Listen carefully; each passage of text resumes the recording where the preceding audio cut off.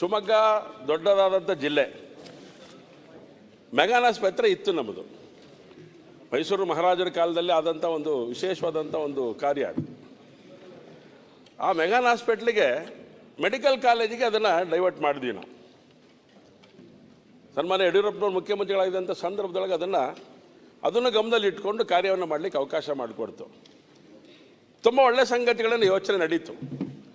ಆದರೆ ಶಿವಮೊಗ್ಗ ಜಿಲ್ಲೆಗೆ ಯಾಕೆಂದರೆ ಮೆಡಿಕಲ್ ಕಾಲೇಜು ಪ್ರಾರಂಭ ಆದ ನಂತರದೊಳಗಡೆ 5 ವರ್ಷದೊಳಗಡೆ ಅವರು ಅವ್ರದ್ದೇ ಆದಂಥ ಆಸ್ಪತ್ರೆಯನ್ನು ಕಟ್ಕೋಬೇಕು ಅಂತ ಒಂದು ಅವಕಾಶ ಇರುವಂಥ ಒಂದು ಸಂಗತಿ. ಅವರೇನು ಅದ್ರ ಬಗ್ಗೆ ಯೋಚನೆ ಮಾಡಲಿಲ್ಲ. ಆದರೆ ಮೆಗಾನ್ ಹಾಸ್ಪಿಟ್ಲಿಗೆ ಬೇಕಾಗಿರೋಂಥ ಅಗತ್ಯತೆಗಳೇನಿತ್ತು ಅದೆಲ್ಲದು ಕೊಲ್ಯಾಪ್ಸ್ ಆಗುವಂಥ ಸ್ಥಿತಿಯಲ್ಲಿ ಇವತ್ತು ನಿರ್ಮಾಣ ಆಗಿದೆ. ಅತ್ಯಂತ ಕಡು ಬಡವರಿಗೆ ಬೇಕಾಗಿರೋಂಥ ವ್ಯವಸ್ಥೆಗಳೇನಿತ್ತು ಅದರಿಂದ ವಂಚಿತರಾಗಿದ್ದಾರೆ ಬಡವರು. ಪ್ರತಿ ಬಾರಿ ಹೋರಾಟ ಮಾಡಿ ಔಷಧಿಗಳನ್ನು ತಗೊಳ್ಳುವಂಥ ಸ್ಥಿತಿ ನಿರ್ಮಾಣ ಆಗ್ತಾ ಇದೆ. ಯಾಕೆಂದರೆ ಹತ್ತತ್ರ 30-32 ತಾಲೂಕಿಂದ ಅಲ್ಲಿಗೆ ಜನಗಳು ಬರ್ತಾರೆ. ಮತ್ತು ಬೇರೆ ಬೇರೆ ಊರಿಗೆ ಹೋಗಬೇಕು ಅಂತ ಹೇಳಿದ್ರೆ ಇಲ್ಲಿಂದ ಸಾಮಾನ್ಯ ಬಡವರು ಹೋಗಬೇಕು ಅಂತ ಇಲ್ಲಿಂದ ರೆಕಮೆಂಡ್ ಮಾಡಿದ್ರೆ ಅಲ್ಲಿಗೆ ಹೋಗಲಿಕ್ಕೇ ತುಂಬ ಹಣ ಖರ್ಚಾಗತ್ತೆ ಅವರಿಗೆ. BPL ಹೋಟ್ಲಿಗೆ ಹಣ ಕೊಡ್ತೀವಿ ಸರ್ಕಾರ ಅಂತ ತಾವು ಹೇಳ್ತೀರ. ಆದರೆ ಇವ್ರು ಮಾಡಿರುವಂಥ ಒಂದು ವ್ಯವಸ್ಥೆ ಇದೆಯಲ್ಲ, ಇವರು ಸುಮಾರು 1350ಕ್ಕೂ ಹೆಚ್ಚು ಸಂಗತಿಗಳಿಗೆ ಹಣವನ್ನು ಎಷ್ಟೆಷ್ಟು ಕೊಡಬೇಕು ಯೂಸೇಜ್ ಚಾರ್ಜಸ್ ಅಂಥೇಳಿ ಅದನ್ನು ಮಾಡಿದ್ದಾರೆ. ಒಬ್ಬ ಬಡವ ಕಟ್ಟಲಿಕ್ಕೆ ಸಾಧ್ಯ ಇಲ್ಲ ಸರ್. ಹತ್ತತ್ರ 1 ಲಕ್ಷ ರೂಪಾಯಿ ತನಕ ಕೊಟ್ಟಿರೋ ಯೋಜನೆ ಮಾಡಿರುವಂಥ ಹಣದೊಳಗಡೆ ಕಟ್ಟುವಂಥ ಸ್ಥಿತಿ ನಿರ್ಮಾಣ ಆಗಿದೆ. 350ಕ್ಕೂ ಹೆಚ್ಚು ಇದಕ್ಕೆ ಹಣವನ್ನು ತೊಡಗಿಸುವಂಥ ಕೆಲಸವನ್ನು ಮಾನ್ಯ ಮೆಡಿಕಲ್ ಕಾಲೇಜಿನ ಸಚಿವರು ಮಾಡ್ತಾ ಇದ್ದಾರೆ. ಮೆಡಿಕಲ್ ಸಚಿವರು ಇಲ್ಲಿ ಆಗಬೇಕಾದಂಥ ಸಂಗತಿ ಅಂತ ಹೇಳಿದ್ರೆ ಅಲ್ಲಿ ಯಾವುದೇ ರೀತಿಯ ವ್ಯವಸ್ಥೆಗಳು ಸರಿಯಾಗಿ ಇವತ್ತಿಲ್ಲ. ಈ ಹಿಂದೂ ಕೂಡ ಜಿಲ್ಲಾ ಉಸ್ತುವಾರಿ ಸಚಿವರು ಕೂಡ ಅಲ್ಲಿಗೆ ಹೋಗಿ ಭೇಟಿಯನ್ನು ಕೊಟ್ಟಿದ್ದಾರೆ. ನಾವು KDB ಮೀಟಿಂಗ್ಗಳಲ್ಲಿ ಚರ್ಚೆ ಮಾಡಿದ್ದೇವೆ. ಯಾವುದಕ್ಕೂ ನ್ಯಾಯ ಸಿಗಲಿಲ್ಲ. ವಿಧಾನಸಭಾ ಅಧಿವೇಶನ ಸಂದರ್ಭದೊಳಗಡೆ ನಿಮ್ಮ ಜೊತೆಗೆ ಮತ್ತು ಅವ್ರ ಜೊತೆಗೆ ಶಿವರಾಜ್ ಪಾಟೀಲ್ ಜೊತೆ ಸೇರಿಕೊಂಡು ನಾವು ಒಟ್ಟಿಗೆ ಜಾಯಿಂಟ್ ಮೀಟಿಂಗ್ ಮಾಡ್ತೀನಿ ಅಂತ ಹೇಳಿದರು. ಅದನ್ನು ಕೂಡ ಅದಕ್ಕೆ ಅವಕಾಶ ಕೊಡಲಿಲ್ಲ. ಆದರೆ ಇವತ್ತು ಆಗಬೇಕಾಗಿರೋದು ಏನು ಅಂತ ಹೇಳಿದ್ರೆ ಶಿವಮೊಗ್ಗಕ್ಕೆ ಮೆಡಿಕಲ್ ಕಾಲೇಜ್ ಅಗತ್ಯ ಇದೆ ಅನ್ನೋಂಥ ಸಂಗತಿಯನ್ನು ನಾನು ನಿಮಗೆ ತಿಳಿಸಿದ್ದೇನೆ. ಯಾವುದೇ ಸರ್ಕಾರದ ಕಣ್ಮುಂದೆ ಇಲ್ಲ ಅನ್ನೋ ಸಂಗತಿಯನ್ನು ತಾವು ಹೇಳಿದ್ದೀರಾ. ಆದರೆ ಶಿವಮೊಗ್ಗ ಜಿಲ್ಲಾ ಆಸ್ಪತ್ರೆ ಬೇಕೋ ಬೇಡವೋ? ಇದು ನಮ್ಮ ಮೂಲಭೂತವಾಗಿರುವಂಥ ಪ್ರಶ್ನೆ. ಬೇಕು ಅಂಥೇಳಿ ನಿಮ್ಮ ಹತ್ರ ನಾವು ಮಾತಾಡಿರುವಂಥದ್ದು. ಅಗತ್ಯಕ್ಕೆ ತಕ್ಕಂತೆ ಯೋಚನೆಯನ್ನು ಮಾಡಬೇಕಾದ ಸಂಗತಿ ಇದೆ. 950 ನಮ್ಮದು ಬೆಡ್ ಇರೋವಂಥ ಹಾಸ್ಪಿಟಲ್ ಇವತ್ತು. ಆದರೆ 2500ಕ್ಕೂ ಹೆಚ್ಚು ಜನ ಅಲ್ಲಿಗೆ ಬರ್ತಾರೆ. 2500 ಹೆಚ್ಚು ಜನ ಬರುವಂಥ ಸಂದರ್ಭದೊಳಗಡೆ ಹೇಗಿರಬೇಕು ನಮ್ಮ ಆಸ್ಪತ್ರೆ ಒಳಗಡೆ ನಡೆಯುವಂಥ ಸಂಗತಿಗಳು ಕೂಡ ನಡೀತಾ ಇದೆ. ಲೋಕಾಯುಕ್ತ ತನಿಖೆಯನ್ನು ಕೂಡ ಮಾಡೋದ್ರ ಮೂಲಕ, ಲೋಕಾಯುಕ್ತ ದಾಳಿ ಮಾಡೋದ್ರ ಮೂಲಕ ಸಂಬಂಧಪಟ್ಟಂಥ ಅಧಿಕಾರಿಗಳಿಗೆ ಸಸ್ಪೆಂಡ್ ಮಾಡಿರುವಂಥದ್ದು ಇದೆ. ಹೀಗಾಗಿ ನಾನು ಹೇಳ್ತಾ ಇದ್ದೇನೆ, ಜಿಲ್ಲಾ ಆಸ್ಪತ್ರೆ ಆದರೆ ತುಂಬ ಬಡವರಿಗೆ ಅನುಕೂಲ ಆಗುವಂಥ ಸಂಗತಿ ಇದೆ. ನಿಮಗೆ ಜಾಗ ಬೇಕಾ? ಜಾಗ ಇದೆ. ಏನು ಬೇಕಾದರೂ ನಾವು ಅವಕಾಶ ಕೊಡೋಕ್ಕೆ ಅವಕಾಶ ಇರೋಂಥ ಸಂದರ್ಭದೊಳಗಡೆ. ಆದರೆ ನಮ್ಮ ಪ್ರಶ್ನೆ ಕೇಳಿ. ಅಲ್ಲಲ್ಲ, ಪ್ರಶ್ನೆ ಸರಿ, ಪರಿಹಾರ ಹುಡ್ಕೊಳ್ಳೋದ್ರೆ ಉಪಯೋಗ ಆಗೋದಿಲ್ಲ. ಶರಣ್ ಪ್ರಕಾಶ್ ಪಾಟೀಲ್ರು ಇದ್ರ ಬಗ್ಗೆ ಆಲೋಚನೆ ಮಾಡಿದರೆ ಬಹಳ ಲಾಭ ಆಗತ್ತೆ. ನೀವು ಮೆಡಿಕಲ್ ಕಾಲೇಜನ್ನ ನೀವು ಮೇಂಟೈನ್ ಮಾಡ್ತಾ ಇದ್ದೀರಿ. ಮೆಡಿಕಲ್ ಕಾಲೇಜ್ ನಿಮ್ಮದೇ. 5 ವರ್ಷ ಆದಮೇಲೆ ನಿಮ್ಮದೇ ಆದಂಥ ಮೆಡಿಕಲ್ ನಿಮ್ಮದೊಂದು ಒಂದು ಆಸ್ಪತ್ರೆ ಕಟ್ಕೋಬೇಕು. ನೀವು ನಿಮಗಿರೋ ಕಂಡೀಷನ್ ಅದೇ ಇರೋದು.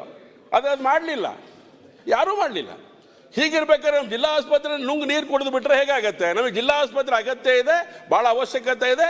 ಅಲ್ಲಿ ನಡಿಬಾರದಂಥ ಸಂಗತಿಗಳು ನಡೀತಾ ಇರೋದ್ರಿಂದ ಔಷಧಿಗಳೇ ಸಿಗ್ತಾ ಇಲ್ಲ. ಇಲ್ಲಿ ನೀವು ಯೂಸೇಜ್ ಚಾರ್ಜಸ್ಗಳನ್ನ 1 ಡಬಲ್ ಮಾಡ್ಕೊಂಡಿದ್ದೀರಿ ಮೊನ್ನೆ ಇತ್ತೀಚೆಗೆ 3 ತಿಂಗಳ ಕೆಳಗಡೆ, ಒಂದು 6 ತಿಂಗಳ ಕೆಳಗಡೆಗೆ. ಆದರೆ ಬಡವರಿಗೆ ಕಟ್ಟಕ್ಕೆ ಜಾಗ ಇದೆ, ಹಣ ಎಲ್ಲಿದೆ ಅವ್ರ ಹತ್ರ? ನೀವು ಕೊಡ್ತೀರಿ ವಾಪಸ್ ಅವರಿಗೆ. ಯಾವಾಗ ರಿಯಂಬರ್ಸ್ ಮಾಡ್ತಾರೆ ಅಂತ ನಿಮಗೆ ಗೊತ್ತಿದೆ ಸರ್? ರಿಯಂಬರ್ಸ್ ಮಾಡೋಂಥದ್ದು ಯಾವಾಗ ಅಂತ ಹೇಳಿದ್ರೆ ನೀನು ಮೊದಲು ದುಡ್ಡು ಕಟ್ಟಿ ಒಳಗಡೆ ಹೋಗ್ಬೇಕು, ಉತ್ತರ ಕೊಡ್ಲಿ. ಆಮೇಲೆ ನೀವು ಸರ್ಕಾರ ಕೊಡೋದು. ನನ್ನ ದುಡ್ಡೇ ಇಲ್ಲ ನಾನು ಆಸ್ಪತ್ರೆ ಹೋಗ್ಲಿಕ್ಕೆ, ನಾನೇನು ಮಾಡಬೇಕು? ಉತ್ತರ ಕೊಡ್ಲಿ. ಆಯ್ತು, ಕೊಡಿ ಸರ್, ಉತ್ತರ ಕೊಡಿ. ನಂಗೆ ಚರ್ಚೆಗೆ ಅವಕಾಶ ಕೊಡಿ. ಚರ್ಚೆ ಇಲ್ಲ, ಕ್ಲಾರಿಫಿಕೇಶನ್. ಈಗ ಮಾನ್ಯ ಚನ್ನಬಸಪ್ಪನವರು ಶಿವಮೊಗ್ಗ ಜಿಲ್ಲೆಯಲ್ಲಿ ಮತ್ತೊಂದು ಅವ್ರ ಮುಖ್ಯವಾಗಿ ಅವರ ಪ್ರಶ್ನೆಯ ಉದ್ದೇಶ ಏನಂತ ಹೇಳಿದ್ರೆ ಅವರಿಗೆ ಇನ್ನೊಂದು ಜಿಲ್ಲಾ ಆಸ್ಪತ್ರೆ ಕೊಡಿ ಅಷ್ಟೇ. ಅಲ್ಲ, ಇದ್ದಿದ್ದು ತೆಗೆದಿದ್ದೀರಿ ಅಂತ ಇಲ್ಲ. ಅದು ಈಗ ಅದೇ ರೀತಿಯಾಗಿ ಹಲವಾರು ಜಿಲ್ಲೆಗಳಲ್ಲಿ ಇವತ್ತು ಜಿಲ್ಲಾ ಆಸ್ಪತ್ರೆಗಳು ವೈದ್ಯಕೀಯ ಕಾಲೇಜ್ಗಳನ್ನು ಸ್ಥಾಪನೆ ಮಾಡಿದಾಗ ಅದು ಜಿಲ್ಲಾ ಆಸ್ಪತ್ರೆಗಳು ವೈದ್ಯಕೀಯ ಕಾಲೇಜ್ಗೆ ಸೇರ್ಪಡೆ ಮಾಡಿದ್ರು. ಅದು ತಾತ್ಕಾಲಿಕವಾಗಿಯೇ ಸೇರ್ಪಡೆ ಆಗಿರ್ತಕ್ಕಂಥದ್ದು. ಬಹುತೇಕ ಕಡೆ, 1-2 ಕಡೆ ಮಾತ್ರ ಅದು ಅವರಿಗೆ ಟ್ರಾನ್ಸ್ಫರ್ ಆಗಿದೆ. ಏನಂತ ಹೇಳಿದ್ರೆ ನೀವು ನಂತರ ಅವ್ರದ್ದೇ ಆದಂಥ ಪ್ರತ್ಯೇಕವಾದ ಆಸ್ಪತ್ರೆ ಕಟ್ಕೋಬೇಕು, ನಂತರ ಇದು ವಾಪಸ್ಸು ನಮ್ಮ ಇಲಾಖೆಗೆ ವಾಪಸ್ ಕೊಡಬೇಕು ಅಂತಲೇ ಇರುವಂಥದ್ದು. ಆದರೆ ಅದೆಲ್ಲೂ ಕೂಡ ಇಂಪ್ಲಿಮೆಂಟ್ ಆಗಿಲ್ಲ ಮಾಡಿ. ಇಲ್ಲ ಎಲ್ಲೂ ನೋಡಿ, ಅದಕ್ಕೆ ಏನಂತ ಹೇಳಿದ್ರೆ ಮುಖ್ಯವಾಗಿ ಇನ್ನೊಂದು ಜಿಲ್ಲಾ ಆಸ್ಪತ್ರೆ ಕಟ್ಟಬೇಕಾದ್ರೆ ಅದಕ್ಕೆ ಪ್ರತ್ಯೇಕವಾದ ಅನುದಾನ ಕೊಡಬೇಕಾಗ್ತದೆ, ಪ್ರತ್ಯೇಕವಾದ ಆಸ್ಪತ್ರೆ ಕಟ್ಟಬೇಕಾಗ್ತದೆ, ನಮ್ಮಲ್ಲಿ ಮ್ಯಾನ್ ಪವರ್ ಕೊಡಬೇಕಾಗ್ತದೆ. ಮತ್ತು ಅದು ಬಹುತೇಕ ಎಲ್ಲೂ ನಡೆದಿಲ್ಲ. ಕೆಲವು ಜಿಲ್ಲೆ, ಮೈಸೂರು ಜಿಲ್ಲೆಯಲ್ಲಿ ಮಾಡಿದ್ರು ಹೊಸ ಜಿಲ್ಲಾ ಆಸ್ಪತ್ರೆ. ಬಹುಶಃ ಅವಾಗ ಸಿದ್ದರಾಮಯ್ಯ ಅವರು ಮನಸ್ಸು ಮಾಡಿದ್ದಕ್ಕೆ ಅದಾಯಿತು ಹಿಂದಿನ ಸರ್ಕಾರದಲ್ಲಿ ಅವರಿದ್ದಾಗ. ಆಮೇಲೆ ಬಳ್ಳಾರಿಯಲ್ಲಿ ಮಾತ್ರ ಒಂದು ಕಡೆ ಇನ್ನೊಂದು ಜಿಲ್ಲಾ ಆಸ್ಪತ್ರೆ ಇದೆ, ಉಳಿದಿರೋ ಕಡೆ ಎಲ್ಲೂ ಇಲ್ಲ. ಎಲ್ಲೆಲ್ಲಿ ಟ್ರಾನ್ಸ್ಫರ್ ಆಯಿತು ಅದು ಮೆಡಿಕಲ್ ಕಾಲೇಜ್ಗೆ ಹೋಗಿದೆ. ಜಿಲ್ಲಾ ಆಸ್ಪತ್ರೆಯ ಒಂದು ನಿರ್ವಹಣೆ ಅವ್ರ ಜವಾಬ್ದಾರಿ ಆಗ್ತದೆ. ಅದರಿಂದ ಅದು ಪ್ರಾಕ್ಟಿಕಲಾಗಿ ಆ ಥರ ಆಗೋಗಿದೆ. ಇನ್ನು ವಾಪಸ್ ಕೇಳೋಕೆ ಹೋದರೆ ಕೂಡ ಅವ್ರು ಇನ್ನೊಂದು ಆಸ್ಪತ್ರೆ ನಿರ್ಮಾಣ ಮಾಡ್ಕೋಬೇಕು. ಯಾಕಂದರೆ NMC ಗೈಡ್ಲೈನ್ಸ್ ಇರ್ತದೆ. NMC ಗೈಡ್ಲೈನ್ಸ್ ಪ್ರಕಾರ ಆ ಆಸ್ಪತ್ರೆ ಅವ್ರ ಜೊತೆಲಿ ಇರಲೇಬೇಕು, ಇಷ್ಟು ಬೆಡ್ಸ್ ಇರಲೇಬೇಕು ಅಂತ. ಸೊ ಅದು ಒಂದು ಸಮಸ್ಯೆ ಇದೆ. ನೀವು ಕೇಳ್ತಾ ಇರುವಂಥದ್ದು ಇನ್ನೊಂದು ಆಸ್ಪತ್ರೆ. ಈಗ ಇನ್ನೊಂದು ಆಸ್ಪತ್ರೆ ಕಟ್ಟಬೇಕಾದ್ರೆ ನಾವು ಈಗ ಈ ನಮ್ಮ ಸರ್ಕಾರ ಬಂದ ಮೇಲೆ 3 ಕಡೆ ಆ ಥರ ನಾವು ಮಾಡಿಸಿದ್ದೇವೆ. ಒಂದು ಬೀದರ್ನಲ್ಲಿ, ಅಲ್ಲಿ ಜಿಲ್ಲಾ ಮೆಡಿಕಲ್ ಕಾಲೇಜ್ ಇರೋದ್ರಿಂದ ಬಸವ ಕಲ್ಯಾಣದಲ್ಲಿ ಅಲ್ಲಿರುವಂಥ ತಾಲೂಕು ಆಸ್ಪತ್ರೆನ ಜಿಲ್ಲಾ ಆಸ್ಪತ್ರೆಗೆ ಮೇಲ್ದರ್ಜೆಗೆ ಏರಿಸ್ತಾ ಇದ್ದೀವಿ. ಅದೇ ಥರ ನಿನ್ನೆ ಒಂದು ಪ್ರಶ್ನೆ ಬಂದಿತ್ತು, ಸಿಂಧನೂರಿಗೆ ಮೇಲ್ದರ್ಜೆಗೆ ಏರಿಸ್ತಾ ಇದ್ದೀವಿ ಜಿಲ್ಲಾ ಆಸ್ಪತ್ರೆಗೆ. ಚಾಮರಾಜನಗರಲ್ಲಿ ಜಿಲ್ಲೆಯಲ್ಲಿ ಅಲ್ಲಿ ಜಿಲ್ಲಾ ಆಸ್ಪತ್ರೆಯನ್ನು ಕೊಳ್ಳೇಗಾಲದಲ್ಲಿ ಮಾಡ್ತಾ ಇದ್ದೀವಿ. ಅದೇ ಜಿಲ್ಲಾ ಕೇಂದ್ರದಲ್ಲಿ ಮಾಡ್ತಾ ಇಲ್ಲ, ಇನ್ನೊಂದು ಜಾಗದಲ್ಲಿ ಜಿಲ್ಲಾ ಆಸ್ಪತ್ರೆ ಮಟ್ಟಕ್ಕೆ ತೊಗೊಂಡು ಹೋಗ್ತಾ ಇದ್ದೀವಿ. ಸೊ 3 ಕಡೆ ನಾವು ಮಾಡಿದ್ದೇವೆ. ಇನ್ನು ಉಳಿದಿರೋ ಭಾಗಗಳಲ್ಲೂ ಕೂಡ ಹಂತವಾಗಿ ಮಾಡ್ಕೊಂಡು ಹೋಗ್ಬೇಕು, ಏಕಕಾಲದಲ್ಲಿ ಎಲ್ಲ ಮಾಡೋಕ್ಕಾಗಲ್ಲ. ಈಗ ಶಿವಮೊಗ್ಗದ ಏನಾಯ್ತು? ಸೊ ಶಿವಮೊಗ್ಗ ಸದ್ಯದಲ್ಲಿ ನಮ್ಮ ಮುಂದೆ ಇಲ್ಲ. ಮುಂದಿನ ದಿವಸಗಳಲ್ಲಿ ಅದು ಎಲ್ಲಿ ಮಾಡಬೇಕು, ಹೇಗೆ ಮಾಡಬೇಕು ಅಂತ ಚರ್ಚೆ ಮಾಡ್ಬೋದು. ಹೇಳಿದ್ರೆ ಸಾಗರ ಇದೆ, ತೀರ್ಥಹಳ್ಳಿ ಇದೆ, ಸೊರಬ ಇದೆ, ಭದ್ರಾವತಿ ಇದೆ, ಅಲ್ಲೆಲ್ಲಾದ್ರೂ ಒಂದು ಕಡೆ ಇರುವಂತ ಆಸ್ಪತ್ರೆಗೆ ಈಗ 100 ಬೆಡ್ ತಾಲೂಕು ಆಸ್ಪತ್ರೆ ಇರ್ತದೆ, ಅದಕ್ಕೆ ಇನ್ನೊಂದು 150 ಬೆಡ್ ಸೇರಿಸಿದ್ರೆ 250 ಬೆಡ್ಗೆ ಅವಾಗ ನಾವು ಇನ್ನೊಂದು ಜಿಲ್ಲಾ ಆಸ್ಪತ್ರೆಗೆ ತಗೊಂಡು ಹೋಗ್ಬೋದು. ಶಿವಮೊಗ್ಗ ನಗರದಲ್ಲಿ ಮಾಡ್ತಕ್ಕಂಥ ಯಾವ ಪ್ರಸ್ತಾವನೆ ಇಲ್ಲ.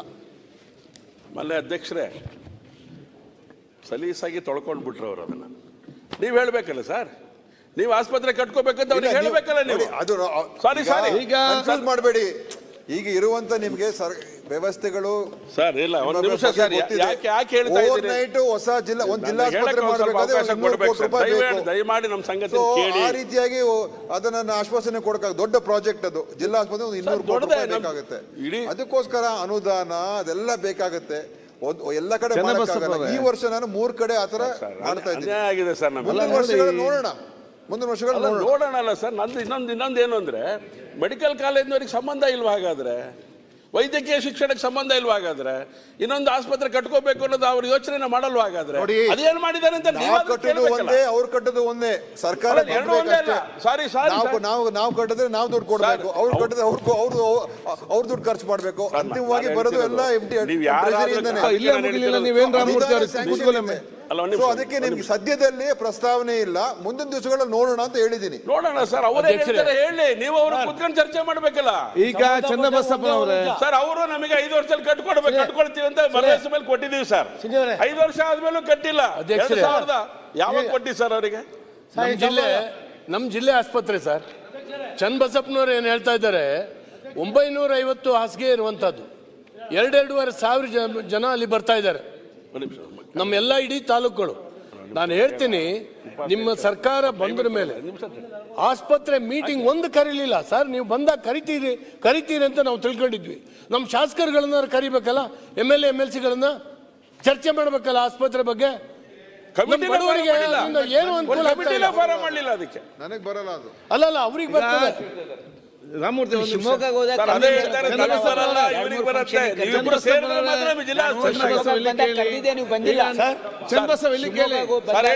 ಈಗ ನಿಮ್ಮ ಪ್ರಶ್ನೆ ಇದೆ ಶರ್ಮಗೇಶ್ ಅವ್ರೆ, ಒಂದು ನಿಮಿಷ. ಈಗ ನಿಮ್ಮ ಪ್ರಶ್ನೆ ಏನಿದೆ ಸರ್, ಇರುವಂಥ ಜಿಲ್ಲಾ ಆಸ್ಪತ್ರೆಯನ್ನು ವೈದ್ಯಕೀಯ ಶಿಕ್ಷಣ ಇಲಾಖೆ ಕೊಟ್ಟು ಅಲ್ಲಿ ವೈದ್ಯಕೀಯ ಕಾಲೇಜ್ ಮತ್ತು ಆಸ್ಪತ್ರೆ ಇವತ್ತು ಮಲ್ಟಿ ಆಸ್ಪತ್ರೆ ಆಗಿದೆ. ಅದು ಇಲ್ಲಿ 950 ಬೆಡ್ ಆದರೂ ಕೂಡ 200 ಜಾಸ್ತಿ ಪೇಷಂಟ್ ಬರ್ತಾರೆ. ಯಾಕೆಂದರೆ ಆಸ್ಪತ್ರೆ ಚೆನ್ನಾಗಿರುವಾಗ ಪೇಷಂಟ್ ಜಾಸ್ತಿ ಅಲ್ಲಿಗೆ ಬರೋದು ಸ್ವಾಭಾವಿಕ. ಈಗೇನಾಗಿದೆ ಅಂತ ನೀವು ಕೇಳಿದ್ರೆ ನಮ್ಗೆ ಇನ್ನೊಂದು ಜಿಲ್ಲಾ ಆಸ್ಪತ್ರೆ ಬೇಕಂತೇಳಿ, ಜಿಲ್ಲಾ ಆಸ್ಪತ್ರೆ ಒಂದು ಅವ್ರು ಬೇರೆ ಮಾಡಿಕೊಳ್ಳಿ, ಅಥವಾ ಇವರು ಈ ಜಿಲ್ಲಾ ಆಸ್ಪತ್ರೆಯನ್ನು ಜಿಲ್ಲಾ ಆಸ್ಪತ್ರೆಯಾಗಿ ಕಂಟಿನ್ಯೂ ಮಾಡಿ ಅಂತೇಳಿ. ಈಗ ಮೆಡಿಕಲ್ ಎಜುಕೇಶನ್ ಮತ್ತು ಹೆಲ್ತ್ ಬೇರೆ ಬೇರೆ ಅಲ್ಲ, ಅದು ಎರಡು ಕೂಡ ಒಂದೇ. ಯಾಕೆ ಇಬ್ಬರು ಕೂಡ ಜನಸಾಮಾನ್ಯರಿಗೆ ಇವತ್ತು ಎಂಡ್ ರಿಸಲ್ಟ್ ಸೇಮ್, ಜನರಿಗೆ ಪ್ರಯೋಜನ ಆಗುವಂತ ಚಿಕಿತ್ಸೆ ಕೊಡುವ ವ್ಯವಸ್ಥೆ ಸರಿ. ಈಗ ಅವ್ರು ಏನು ಹೇಳಿದ್ದಾರೆ, ಜಿಲ್ಲಾ ಮಟ್ಟದಲ್ಲಿ ಸಿಟಿಯಲ್ಲಿ ಒಂದು ಆಸ್ಪತ್ರೆ ಇವತ್ತು ಜನರಿಗೆ ಸೇವೆ ಕೊಟ್ಟು ಸನ್ಮಾನ್ಯ ವೈದ್ಯಕೀಯ ಶಿಕ್ಷಣ ಸಚಿವರಿಗೆ ಈ ಒಂದು ಪ್ರಶ್ನೆಯನ್ನ ಕೇಳಿದ್ದೇನೆ. ಚಿಕ್ಕಮಗಳೂರಿನ ಸೂಪರ್ ಸ್ಪೆಷಾಲಿಟಿ ಆಸ್ಪತ್ರೆ ಮತ್ತೆ ವೈದ್ಯಕೀಯ ವಿಜ್ಞಾನ ಉತ್ತರ ಕೊಟ್ಟಿದ್ದಾರೆ. ಉತ್ತರ ಒದಗಿಸಲಾಗಿದೆ ಮಾನ್ಯ ಅಧ್ಯಕ್ಷ. ಸನ್ಮಾನ್ಯ ಅಧ್ಯಕ್ಷರೇ, ನಮ್ಮ ನೆಚ್ಚಿನ ವೈದ್ಯಕೀಯ ಶಿಕ್ಷಣ ಸಚಿವರು ಉತ್ತರವನ್ನು ಸಮರ್ಪಕವಾಗಿ ಒದಗಿಸಿದ್ದಾರೆ.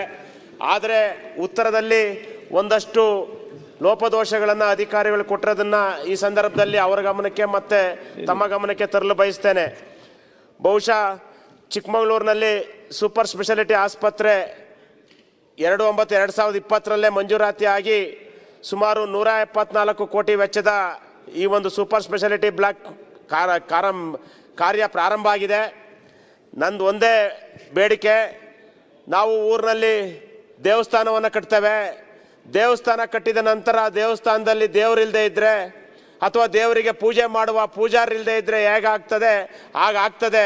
ಸೂಪರ್ ಸ್ಪೆಷಾಲಿಟಿ ಆಸ್ಪತ್ರೆನ ನಾವು ಕಟ್ಟಿ ಅಲ್ಲಿ ನಮಗೆ ಅದಕ್ಕೆ ಬೇಕಾಗುವಂಥ ವೈದ್ಯರು ಇಲ್ಲದೆ ಇದ್ದರೆ ಸೂಪರ್ ಸ್ಪೆಷಾಲಿಟಿಗೆ ಸಂಬಂಧಪಟ್ಟಂಥ cardiology specialist, cancer care unit, trauma critical care ಈ ರೀತಿಯ ಯೂನಿಟ್ಗಳನ್ನು ತೆರೆಯದೆ ಇದಕ್ಕೆ ಸಂಬಂಧಿಸಿದ ಸೂಪರ್ ಸ್ಪೆಷಲ್ ಡಾಕ್ಟರ್ಗಳನ್ನು ಕೊಡದೇ ಇದ್ದರೆ ತೊಂದರೆ ಆಗ್ತದೆ ಅನ್ನೋದನ್ನು ಈ ಸಂದರ್ಭದಲ್ಲಿ ಗಮನಕ್ಕೆ ತರಲಿಕ್ಕೆ ಬಯಸ್ತೇನೆ.